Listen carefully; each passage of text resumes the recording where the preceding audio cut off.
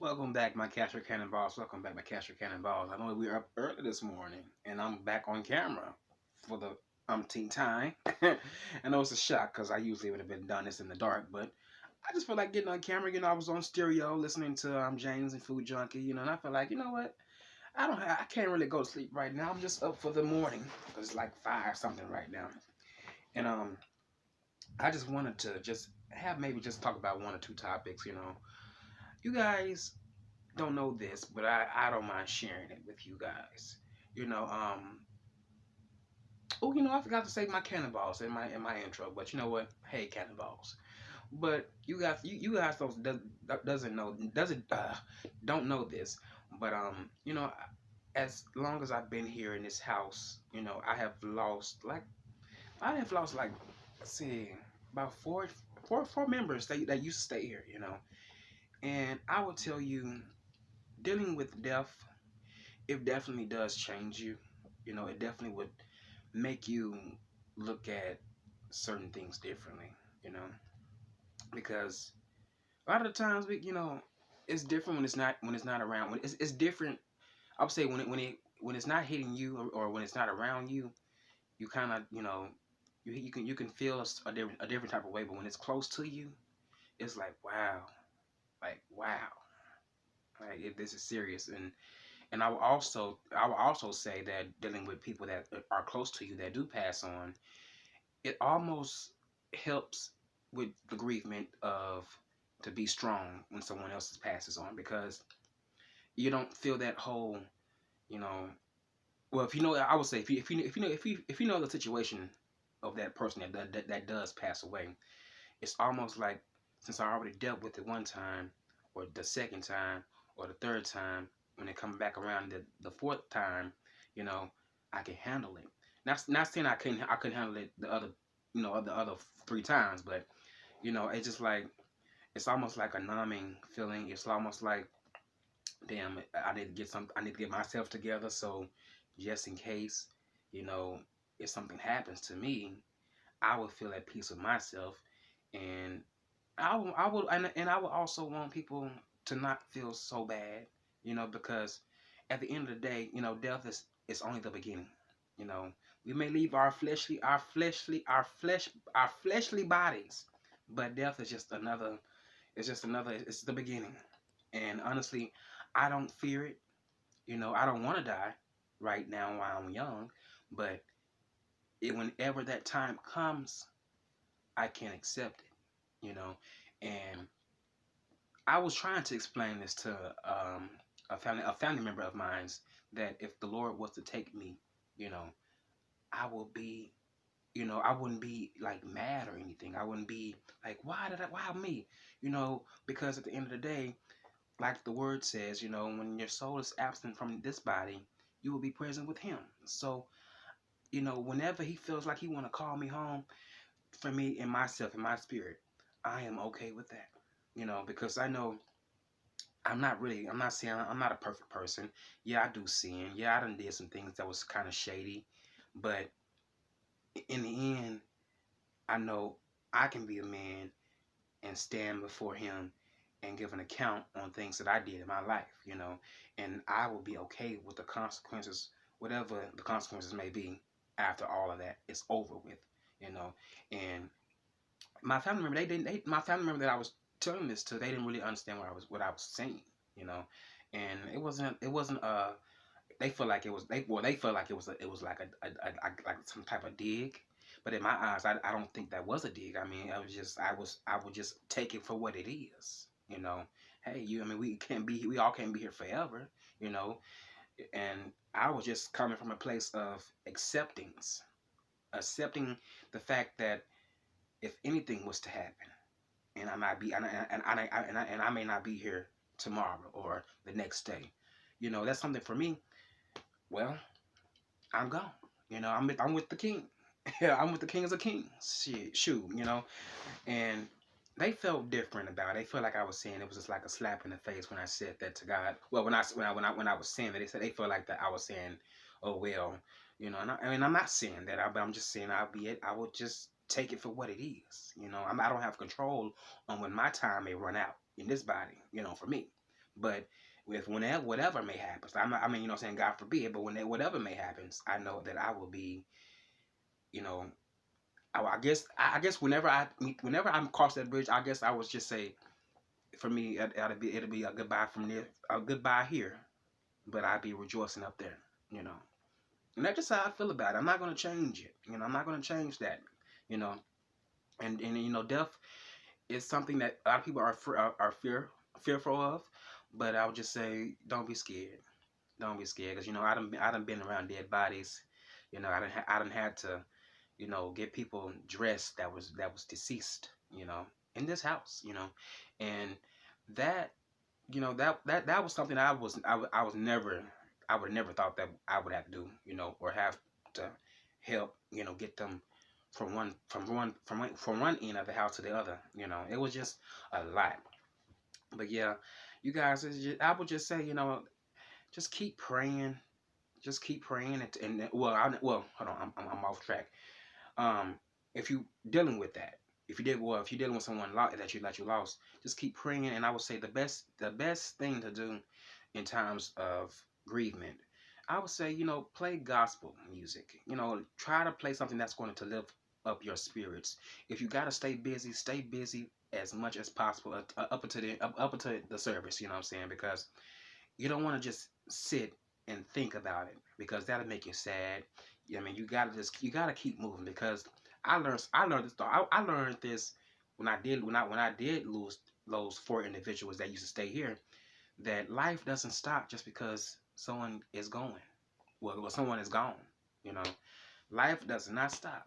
And at the time I was just like, damn, who are any people, are anybody, well, does anybody care? Like, I just lost somebody, and it's just like, okay. And well, that's kind of how I took it from other people when I was expressing this to, well, when I was telling them about people that I lost. But I noticed that, and I noticed that their demeanor was just like, okay, sorry to hear that. And they kept walking, kept it moving. And that, for me, that taught me to know that, what, although they may be gone, and although that I didn't get a chance to say this and say that to them, it's going to be okay. But you gotta keep on moving. You can't just keep on thinking on it, and just being so down, because sometimes you can lose yourself after losing someone that you really love. And when I lost my first cousin, I felt like I was not the same person that I was before he left. I just felt so different. I just like, man, it was almost as if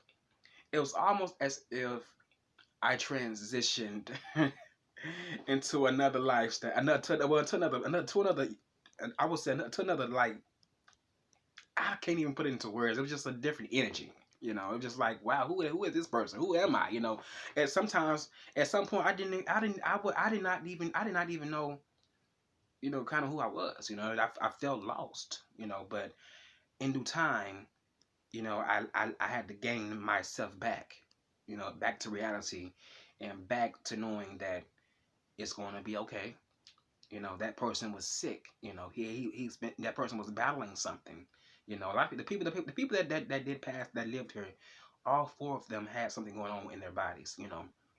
And that that was something that was also on my mind. That it wasn't because it was time. Well, although it was time, although God had, God doesn't make any mistakes. But I also have to know. I also knew that they had complications within their bodies. That was causing a lot of other things to rupture in their bodies. So it caused them to have multiple problems. People being in pain. I remember a time where um I had my cousin was in so much pain. I was in pain too, because I had an eye infection, and I had to. I would, what I would do. I would try to fight. I can handle pain to an extent. What I would do, I would try to, deal with my little pain, and I would give him my pain medicine, just so he can not be in pain, so he can go to sleep for the night, because he couldn't even sleep, because he was just really going through, because I think he had kidney problems.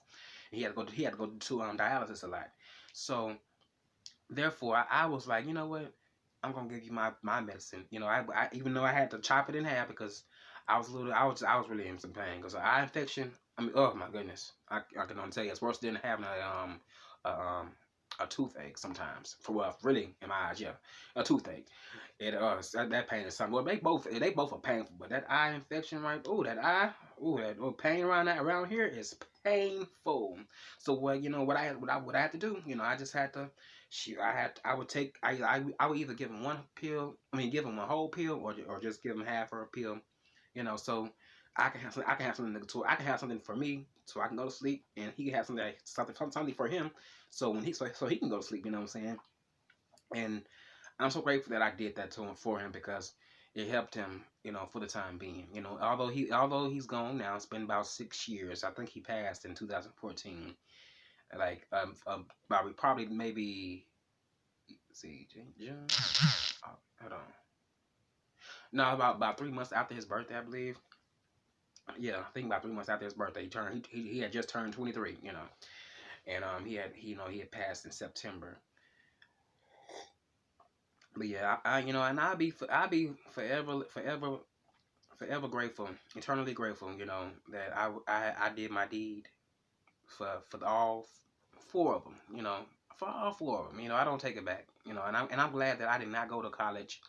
I'm glad I did not go to college at all because had I went to college, I would have missed out on so many memories that I had with them. I would have missed out on so many memories, so many birthdays, Thanksgivings and Christmas and Easter, and just watching a movie or just going to your local grocery store. A lot of memories that I have, I would never have had. I would have never had them had I went to college. And I thank the good Lord for letting me make the right decision for me because I put my life on hold for them. I really did. I put my life on hold, and I did what I could do as a caregiver. I've been doing this for 10 years now.